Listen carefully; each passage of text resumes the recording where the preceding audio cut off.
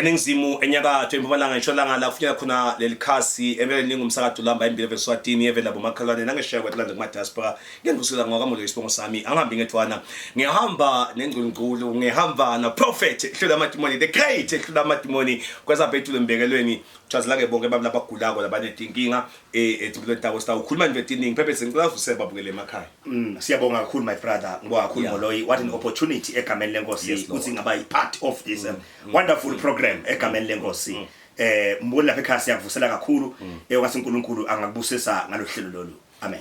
Sikwamukele phephe eminyakeni lomusha singenile sesingenile nanda vele ekhaya siyanimukela is our first talk show kulomnyaka sithi nje sivusele esibe sakithi sithi ongena ethinzabeni letinkulu naletimangalisako sithi awukhuluma ngalenzaba yebumqoka bemprofeti especially kule season nalesikhathi lesikuso lesifana nalesi sikuso phephethe kuze kusibabukeli bato wathi ukuthi basahamba endleleni bathi ukuthi bayawuhamba kuphi bahambe kanjani phephethe sikhuluma ke indzaba ye-importance yekuthi uthole le counseling uthole iProphecy kulesikhazazo kumcoka ngani lokho ukuthi umvusaphile emhlabeni akwazi athi ithole letindlu letifana le sisi Moloyi ngiyabonga my brother kakhulu umuntu lomhlela kangaka egameni lenkosi singena umnyakeni lomusha umnyaka lesingakaze siphile kiwo singena emalangeni lesingawadi lesingasiphetheleyo singena eminyakeni buti kunema battles lesitawudibana nawo kulomnyaka lo lesingawadi so Moloyi ke kahle kahle umnyaka lomusha Moloyi uya challenge kakhulu ngoba uphethe emalanga oqala lesingawadi kwesibili uphethe ema unseen battles noma timbi lesingatati egameni lenkosi theater lomnyaka kepha start umnyaka uphethe ema hidden opportunities egameni lenkosi uphethe amathuba lesingawadi lesingavuleka egameni lenkosi but singakhoni kuwasebenzisa mangabe atawufika singawadi egameni lenkosi uphethe ema divine assignments egameni lenkosi noma ke imisebenzi uNkulunkulu lasinikete yona ukuthi siyenze kulomnyaka lo so ke Moloyi egameni lenkosi kumqoka kakhulu ukuthi ke uma uqala umnyaka uhambe uye kumprofeti egameni lenkosi atawatwe ukuthi akhulume inhlitiyo yaNkulunkulu ngalomnyaka lo longena kiyo ngoba Moloyi indzaba engena eminyakeni awungeni nje ungathi awathi uthunyelwe umnyaka ufuna ukuthi ungene sewathi ukuthi what should I expect kulomnyaka lo kuyevakala bese what should you expect kulomnyaka lesikuwo utathola kanjani ngale divo lokuthi ke yini uNkulunkulu ayibekile yini la ihlele ngempilo yakho kuthi ngakusuwena usukumele lempilo yakho uye kumprofeti mina ke ngimetele indvoyinye ukuthi ukhona umprofeti Hlule Matimoni ula imbekelweni uyathandazela uyaprofeta utakubukela lempilo yakho ime kanjani yini lebambe wena akuqaphelisa akuqhushise mawucedza lapho bese nabe uthi deliverance khulule uhambe uphile nombolo udibona dishayele manje ubhalise usiprophet ngicela ukutokubona ngito ukwathi ke uthi ngisitakazi now phephethe sikhulumeza baye ukuthi singena eminyakeni nasingena eminyakeni uthena siwela sasesitawela iJordan siyalwela iJordan because this is what we have been promised to wear but masifika nasibaqeza kwela iJordan bafike bakhanza kune Jericho manje seyinetindvunga manje ngekhathi sengiwelile leJordan but nathi letindvunga teJericho sekunze timile embikwami kanti sithenjisweni phephethe kule journey lena nanga umbukele ekhaya Moloyi egameni lenkosi angisomagama Moloyi lathi lokho uthi uthenjisiwe akusho ukuthi ngeke thisaba khona tingcinamba kuyevakala the promise is there but as the promise ikhona ilapha egameni lenkosi kepha letingcinamba ngeke tihlale tingakhona and my brother tingcinamba atisho ukuthi sekuphelile ngesithembiso egameni lenkosi so letingcinamba Moloyi khona bese kudzingeka i-divine intervention yaNkulunkulu egameni lenkosi ngoba my brother lenzaba ithi bantu bayaplana tinhlelo tabo temnyaka ngemakhalenda baplana ngetinyanga baplana ngemalanga but uNkulunkulu wasezulwini na uplana ngosami with a divine revelation and purpose egameni lenkosi ngoba simakathi wasezulwini yena unendlela yakhe la sebenza ngayo la reveala ngayo tingo takhe tikhathi takhe kuba prophet ngeminyaka umuntu manje asume phasi ayokufa ukuthi my prophet impilo yami imephi nyalo lungise kuphi ngalungisi kuphi ngoba na ufika ngale ngesheya kweJordan umprofeti utakujesa utawudibana naleti ingqinamba. Yes Lord, yes Lord. Bese sesidilwa nato kanje leti ingqinamba. Thank you Jesus, thank you. So now ubumqoka kakhulu bekosukumela lempilo yakho make uyohlola lokuthi lo lesimo lesixosha lendoda lakhaya. Yeah, sibangwa yini? Nkosi yami. Lesimo sekuthi wena usebende 25 years but i-promotion ne-raise salary kubebele. Yini lenkinga? Ungayi kumuntu lotawufika kutshele leti inkinga kuphela but bese ubeka sandla uletha into lekusiwa i-solution. Ngoba Moloyi egameni likaJesu my brother indzaba yeminyaka kubuta umnyaka bhuti omkhulu. It is very very important because God reveals seasons to prophets egameni lenkosi. Leti khathi Moloyi nalomnyaka los prophets ngawo ungakafiki. Sathi ngumnyaka Moloyi wesingena lomnyaka lo we are going to possess egameni lenkosi. Sibamba iKenani ye. Prophetess ingakangeni khona. So simakathi my brother urevila lama seasons urevila lezinto letawendeka empilweni yakho lapha ekhaya uyaniva wena sisi egameni lenkosi. Nayi calendar sengathi yaphela sola washadi sola ukenzi sola unamthana egameni lenkosi. Ubambe egameni lenkosi suma phasi komprofeti ukhona umuntu kaNkulunkulu simakathi la revila ngayo ipurpose yakho.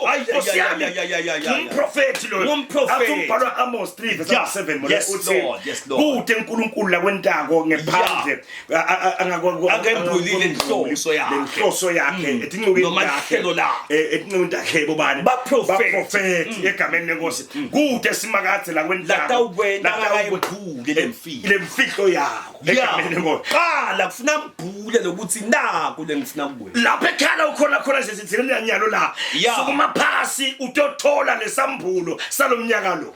Wena lempilo yakho ngabe kade iyaphumelela ngabe kade nawe waphakama empilweni inkethi ungena umnyaka ude sambulo semnyaka.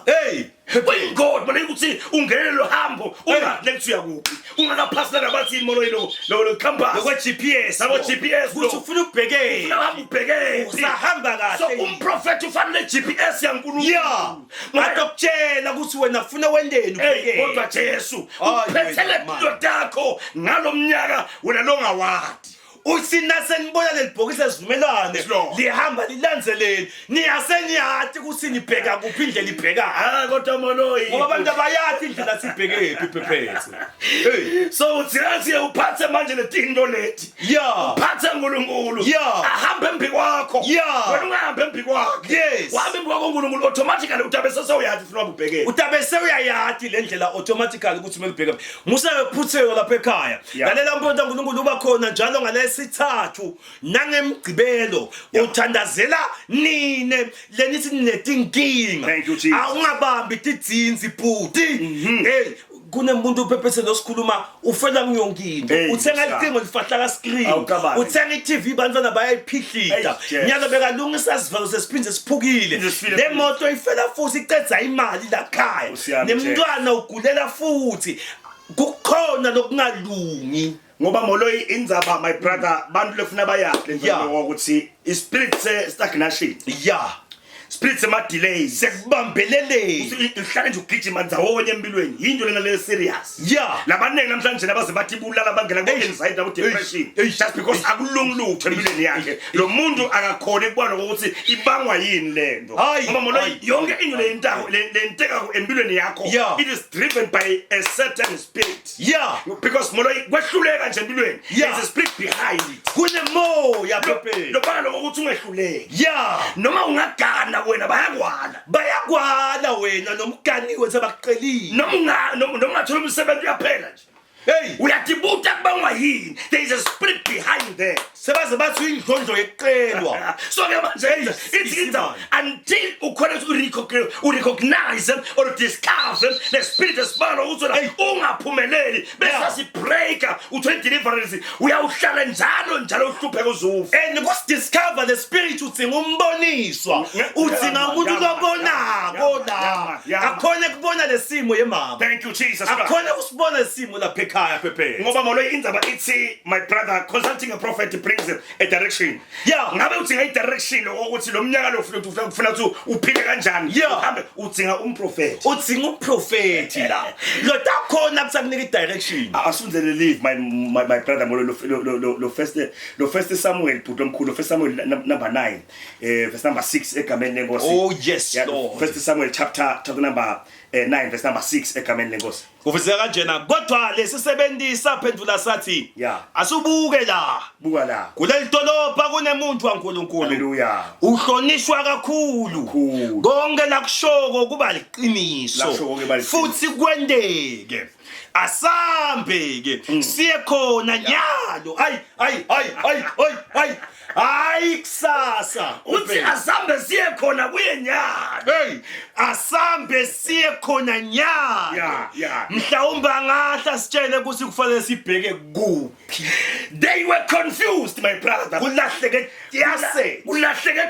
inkosi yami moloyo kulahleke iasset letimbongolo bekuligugu labo thathi dulile timbongolo by that time my brother bathatule kakhulu iBhayibheli simoloyi imthoko timbota babo wakhe khishi tilahlekile so bathi cinga yonke indzawo bacinga bangathithoni ngoba kunana umbukela lapha ekhaya so impilo yakhe soyizamile lo mnyanga ngasho ukuthi sengakude lengahambi khona uthi lo muntu uphebethela kade uthi ngako wahamba wadzabula live like Ephraim letindzaba wahamba nga7 laseshalisha kodwa bazabe abatitholanga ngabe sebo sami lapha ekhaya sowuhambile umhlaba sowufika kuNigeria sowufika likhambile impilo yakho uhambe eTangomeni uhambe eTanusini uhambe kude ungakafiki khona egameni kaJesu leBhayibheli aqali ngawo usuzombhala lapha takahleka timbongolo lapha takhishi babewabani wasawula leBhayibheli bahamba bafuna timbongolo egameni lenkosi abatithola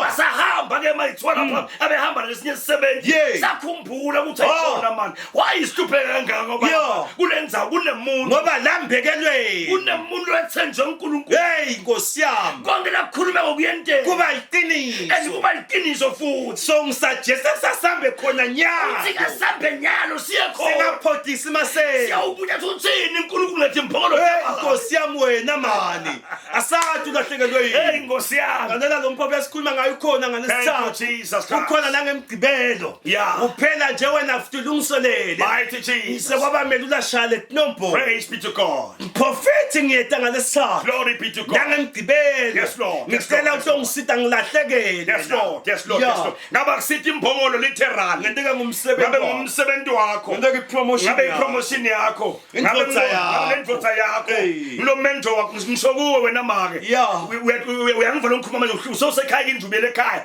kwaduha umnakeni walahleka nimathi nebusuku nidzinga luhala ku system khanza direction kepha leBhayibheli lithi kwathiwa manje sisukume siye khona kuye siyawubuta mhlawumbe ngasitshela ukuthi sithi khanza futhi imbongolo taba inkosi yami tawutholakala timbongolo lapha ekhaya manje ke nayizaba leseyinkinga phephethe uthi lo verse 10 walo First Samuel chapter 9 verse 7 Sawula wakhuluma kulesisebenzi sakhe wathi nangabe siya kuye nyalo sitawufike simnikele inkosi yami nayi ke lenkinga manje sesibhekane nayo yes Lord yebantu labatawu understand ukuthi mangiya lapha yes Lord kulomprofeti manje uthi ke lo verse 9 wakhona ngithi tamphathelani ngoba moloyi there is one thing abangayi understand bantu ngoba moloyi sibusiso moloyi awusithandazeli uyasakha you don't pray for a blessing but you make a blessing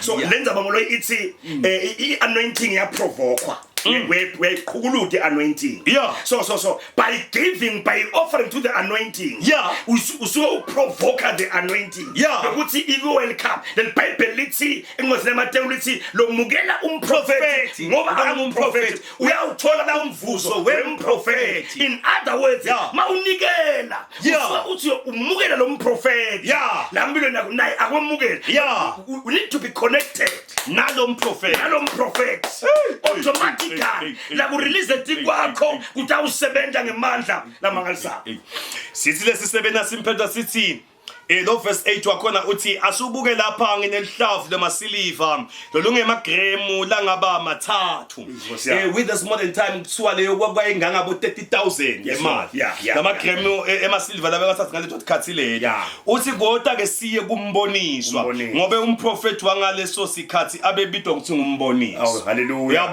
uyabona kodwa amadoda phephethe hey moloyi siyami lenza bayithi moloyi these people are confused abalahleke sebaqinile manguphi akumathi umbukele uqinile uzame kuphi uqinile kuphi na kuphi wafuna sithi kuphi na kuphi egameni lenkosi but lenza bayithi one prophetic encounter ngosiyami repositioned soul into kingship yena ufika uhamba ufuna timphongolo kanakati ukuthi le timphongolo leto titamgugula abe inkosi bekadinga a prophetic encounter with the man of God utawushintsha timphongolo timente timbeka sihlalo seba inkosi faka ikrown enhloko yakho kunetinto lengabe kade tenteka manje dinga a prophetic encounter tidinga a word from above tidinga udibane nomuntu losemagunyeni atoti khokoloda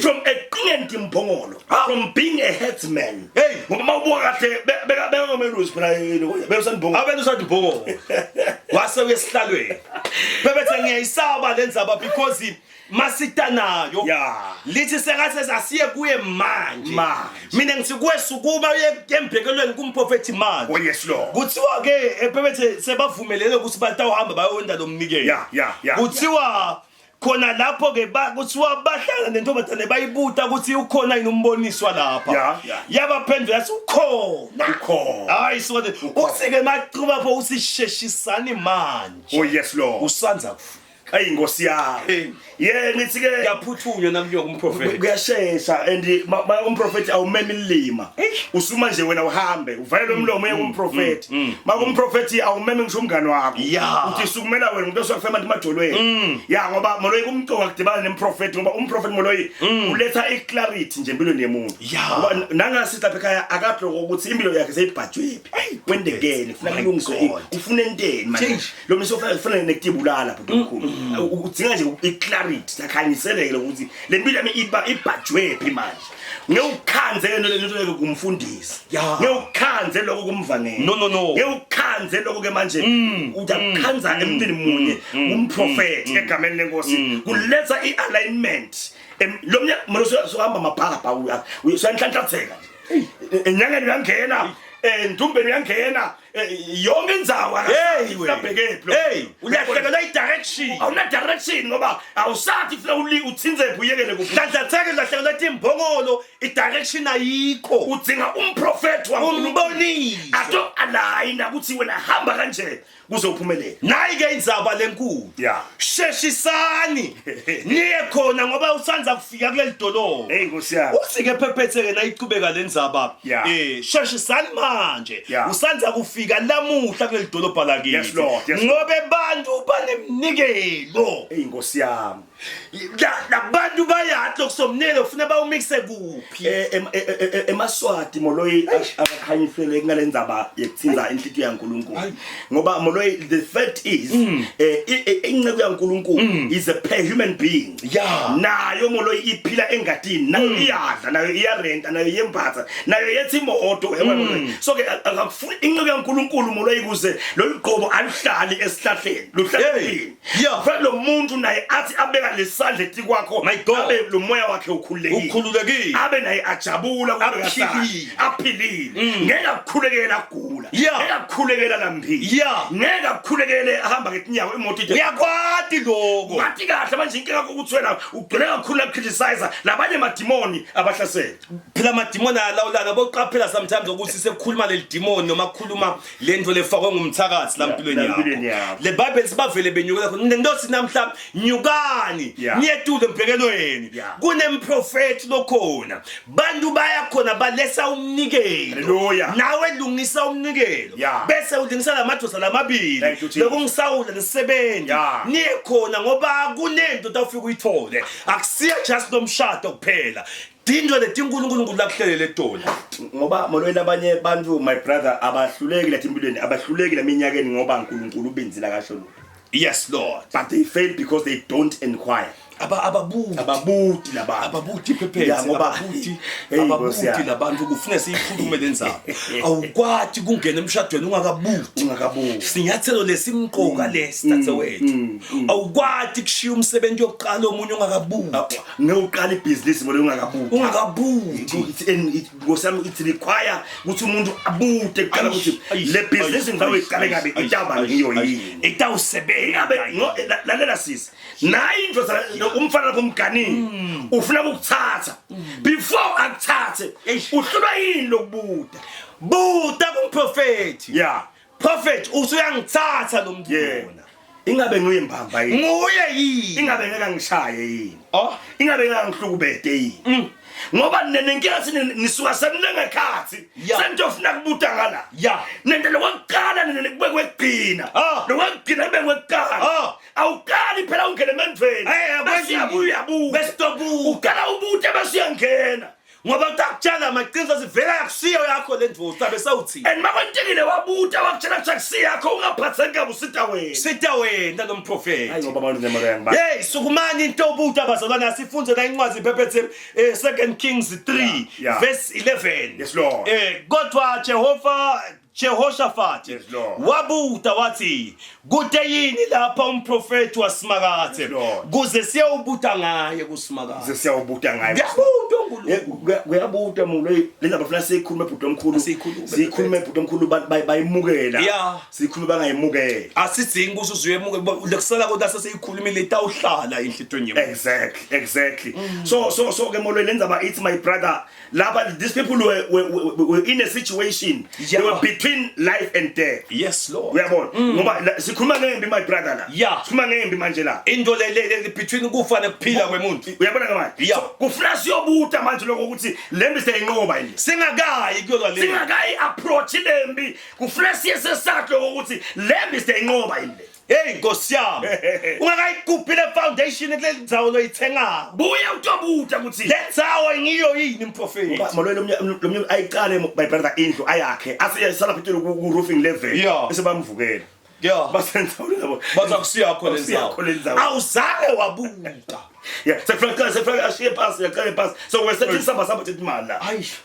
so akakhoni kubuta it is very important kubuta egameni lika Jesu Kristu so umprofeti moloyi ukhuluma livi lenteke umprofeti moloyi ukhuluma livi emhlaba enzaweni ligagaxekile bese kuphuma emanto okuphila egameni lenkosi umprofeti moloyi ushaya litshe likhiphe ma ngoba lo umprofeti ukudivine authority umprofeti again lokufuna ngekepha wenta lento esiphe God's command nasekukhulumela uNkulunkulu wena libatendeke uthi ke kude yini lapha umprofeti wasimakathe kuze siyawubuta ngaye uNkulunkulu thank you Jesus ngoba kubutwa ngemprofeti awuthi kucela uNkulunkulu ngiyabuta uya kumprofeti kunjani atawukwatshena ukubutela uNkulunkulu ngoba moloyi lenza ba lena my brother masisabuka lenza ba so ekuyifundzeni yalo le Bible lithi these people were between life and death besikhuluma ngembi la egameni lenkosi iBhayibheli lithi manje